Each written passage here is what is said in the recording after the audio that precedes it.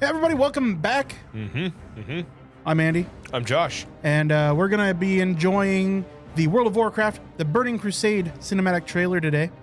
This is in our lead up to Josh and I jumping into retail World of Warcraft. Well, I'm finally going to play it. Finally, after 18 years of bugging this guy, literally, man, since our mid-teens, I've been trying to bug this guy into playing WoW with me, and he saw the War Within trailer, and he's like, dude, The fuck is going on? what the hell is that sword? So we got to get up to that point at the very least to get Josh caught up on the lore. But today we're gonna bring a cinematic to you because as much as the lore is important to World of Warcraft, I want to get the hype up too, because nothing gets me wanting to play WoW like a cinematic. So I think we'll jump right into this one. This is the Burning Crusade cinematic trailer.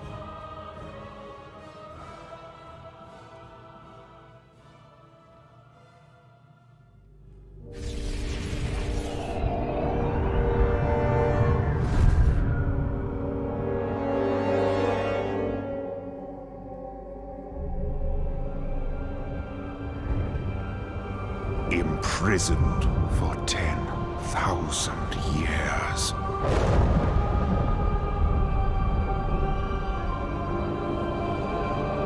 Banished from my own homeland. Make any room set. And now you dare enter my realm. The souls of the Draenei there. You are not prepared.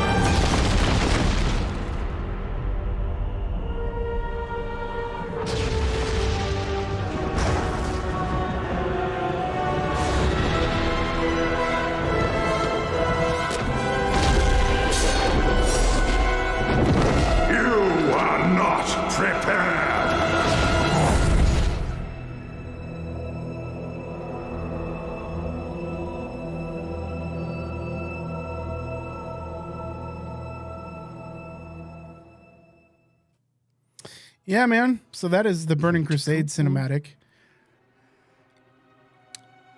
Hot take.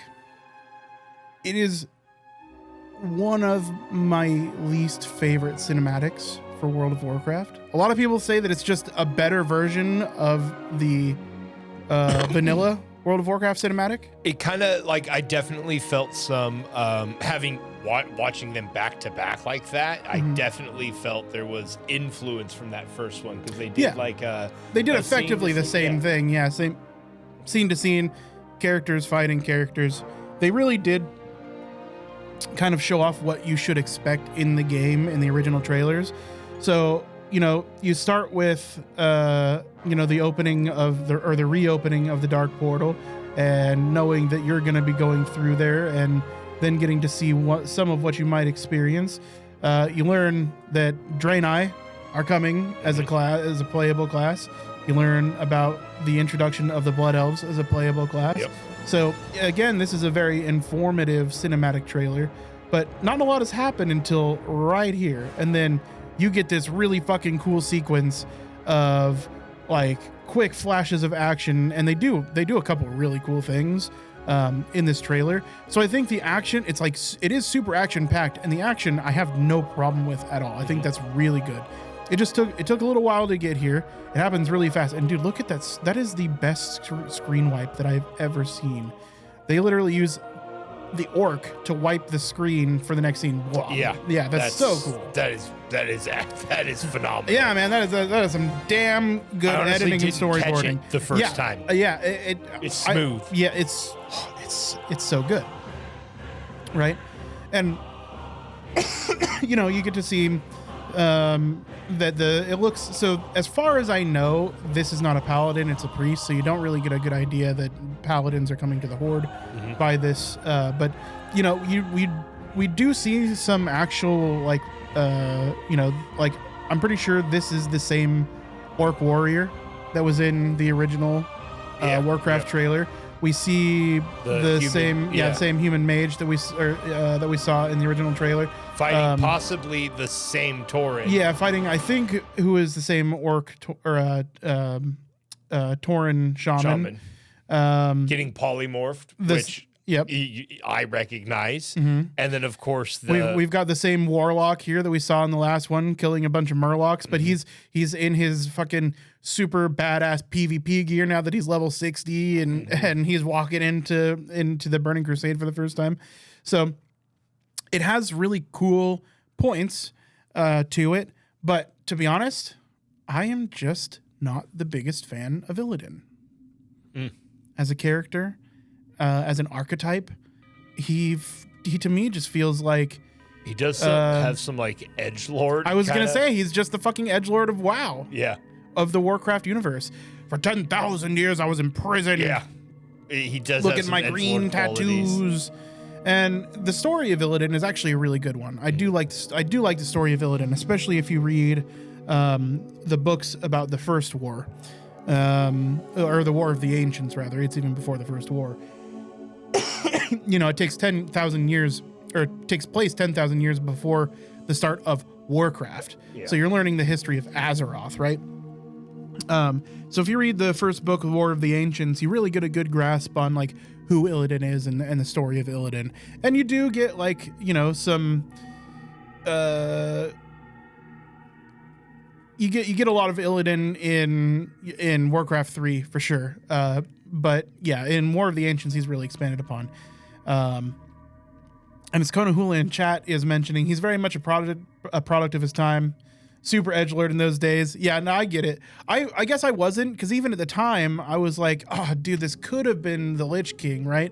Because I was like waiting for that raid to happen, in vanilla, and I was waiting because we had the fight with Kel'Thuzad and Noxuramis at the end of Classic, and I'm thinking of vanilla, and I'm like, oh, maybe we're gonna get the Lich King and stuff. And then when we got the Burning Crusade, I was like, okay, cool. We get Outland, that's neat. And Draenei. That's cool. But I was, to me, it was like, this was my Wrath of the Lich King waiting room.